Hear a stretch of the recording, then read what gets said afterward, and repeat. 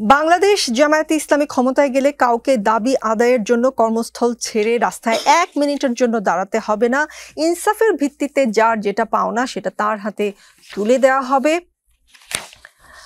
প্রথমে আমরা এই ভঙ্গুর শিক্ষা ব্যবস্থা রাখবো না, যে শিক্ষা মানুষের মধ্যে অনৈতিকতার সৃষ্টি করে, মানুষকে দুর্নীতিবাজ বানায়, মানুষকে একটা ইতর প্রাণী বানায়, আমরা ওই শিক্ষা দেব না।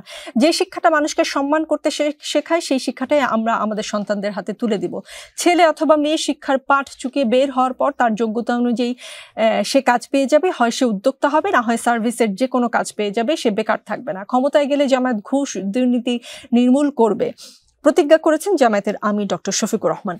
ক্ষমতায় জামাত যাবার সম্ভাবনা বিএনপির চেয়ে কম, হয়তো বা ভালোই কম, জরিপ বা বিভিন্ন কথা থেকে যেটা বুঝছি। সে কারণে কি এসব ওয়াদা দেয়া আসলে, যে ক্ষমতায় গেলে এগুলো আসলে বাস্তবায়ন করা সম্ভব বাংলাদেশে এখনকার এই পরিস্থিতিতে?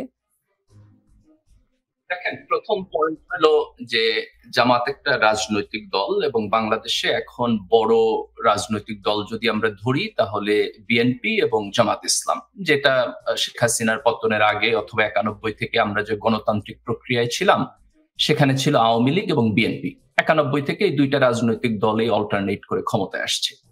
তো এখন হাসিনার ফ্যাসিবাদী সিস্টেমের পতনের পরে আমরা যে রাজনৈতিক প্রক্রিয়ায় আসছি সেখানে মোরাললেস আমরা যদি বিভিন্ন পোলগুলো দেখি এবং ছাত্র সংসদ নির্বাচনের ডাটা দেখি তাহলে বিএনপি এবং জামাত এই দুইটা রাজনৈতিক দল বড় দুইটা রাজনৈতিক দল হিসাবে আগামী নির্বাচনে প্রতিদ্বন্দ্বিতা করবে এবং প্রায় কাছাকাছি তাদের পজিশন। সাম্প্রতিক সময়ে প্রায় 3-4টা পোল হয়েছে যেখানে আপনি বিএনপি এবং জামাতের মধ্যে ভোটের পার্থক্য 5%-এর বেশি না এই পোলগুলোতে। এবং আপনি ঢাকা বিশ্ববিদ্যালয় এবং জাহাঙ্গীরনগর বিশ্ববিদ্যালয়ের ছাত্র সংসদের নির্বাচন যদি দেখেন তাহলে সেটা আমাদেরকে একটা ইন্ডিকেশন দিতেছে যে জামাতের আগামী নির্বাচনের ফলাফল আমরা সাধারণত যেভাবে ভাবি তার চাইতে ওয়ে বেটার হবে, তার অতীতের যে কোনো আপনার নির্বাচনের চাইতে বেটার হবে। তো সেই প্রেক্ষিতে জামাত ইসলাম আগামী দিনে দেশকে কিভাবে পরিচালনা করবে, কোন কোন জায়গায় তাদের কন্ট্রিবিউশন করার সুযোগ আছে, তাদের রাজনৈতিক ফিলসফি কি, তাদের অর্থনৈতিক ফিলসফি কি, জনগণের জন্য তারা কি করতে চায় সেটা তারা জনগণের কাছে আউটলাইন করবে। এটা অত্যন্ত স্বাভাবিক রাজনৈতিক প্রক্রিয়া। এবং আমরা এখন যে সংস্কার এবং পরিবর্তনের মধ্যে আছি, এই দেশের আপামর জনসাধারণের মধ্যে একটা পরিবর্তনের আকাঙ্ক্ষা আছে। এটা জুলাই গণ অভ্যুত্থানের পরে তৈরি হয়েছে। এই দেশের তরুণ প্রজন্ম এই দেশটাকে ভিন্নভাবে দেখতে চায়। এই দেশের আপনার যারা আমরা একটু বয়সী প্রজন্ম আছি তারাও চায় যে এই দেশটা পরিবর্তন হোক।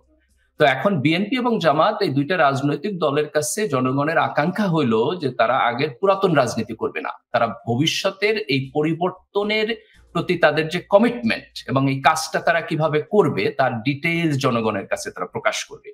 তো এই জায়গা থেকে জামাত ইসলামের খুব সম্ভবত সেক্রেটারি জেনারেল বক্তব্য আপনি যেটা কোট করেছেন, তো এই বক্তব্যকে যদি আপনি দেখেন জামাত ইসলামের জি জি জি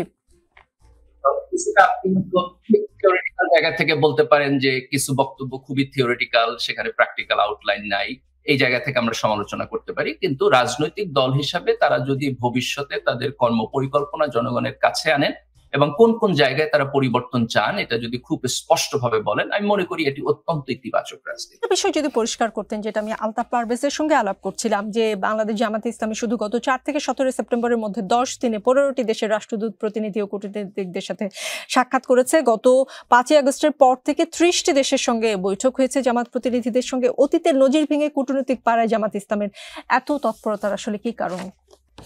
এটা খুব সিম্পল এবং স্পষ্ট। সেটি হচ্ছে যে এই জুলাইয়ের গণ অভ্যুত্থানের পরে এখন বাংলাদেশ যে সিচুয়েশনে আছে সেখানে জামাত ইসলাম একটা প্রসপেক্টিভ পলিটিক্যাল পার্টি হিসেবে এমার্জ করছে।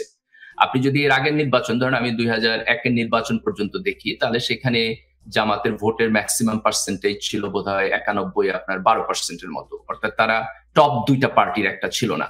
কিন্তু এখনকার রাজনৈতিক সিচুয়েশনে জামাত প্রসপেক্টিভলি আপনার টপ দুইটা পার্টির মধ্যে একটা, ইভেন তারা ইলেকশন জিতেও যেতে পারে, নোবডি নোজ যে সামনে কি হবে। তো বিএনপি অথবা জামাত দুইটা দলের যে কেউ নির্বাচনে জিততে পারে এবং কন্টেস্টটা খুব ক্লোজ কল হইতে পারে। তো আমার বোধ হয় যে সেই জায়গা থেকে জামাত ইসলামের ব্যাপারে এখন সবার একটা ইন্টারেস্ট গ্রো করছে, যে তারা জামাতের সাথে কথা বলতে চায়, তারা বুঝতে চায় যে জামাত ইসলাম দেশকে কিভাবে পরিচালনা করবে। এবং এখানে বোধ হয় জামাত যেহেতু ইসলামী রাজনৈতিক দল, ধরেন একটা লিবারেল ডেমোক্রেটিক পলিটিক্যাল পার্টি হইলে পরে তো তার ব্যাপারে আপনার যতটুকু আস্থা থাকে ইসলামী রাজনীতির ব্যাপারে ইন্টারন্যাশনাল কমিউনিটির কিছু কোশ্চেন থাকে, তারা কিছুটা বোঝে। হতে পারে, তাদের কনজারভেটিভ পলিটিক্স কোন জায়গায় গিয়ে দাঁড়াবে সেটা নিয়ে তাদের কনসার্ন থাকতে পারে। তো আমার বোধ হয় যে দুইটা জায়গা থেকে এই সমস্ত আলাপ আলোচনা, একটা হলো যে জামাতের এই নিউ প্যারাডাইমে তারা হচ্ছে একটা প্রসপেক্টিভ রাজনৈতিক দল যারা আগামী নির্বাচন জিতেও যেতে পারে। আর একটা হচ্ছে যে জামাত যেহেতু একটা ইসলামী রাজনৈতিক দল, সে জায়গা থেকে তারা জামাতের পলিটিক্যাল ফিলসফিকে বেটার আন্ডারস্ট্যান্ড করতে চায়, যে জামাত ক্ষমতায় আসলে তাদের সাথে সম্পর্ক এবং স্ট্যাটাস কো যেটা আছে এটা কি খুব বেশি রেভলিউশনারি কোনো পরিবর্তন হবে, না একই ধরনের প্র্যাগমেটিক পদ্ধতির মধ্য দিয়ে যাবে।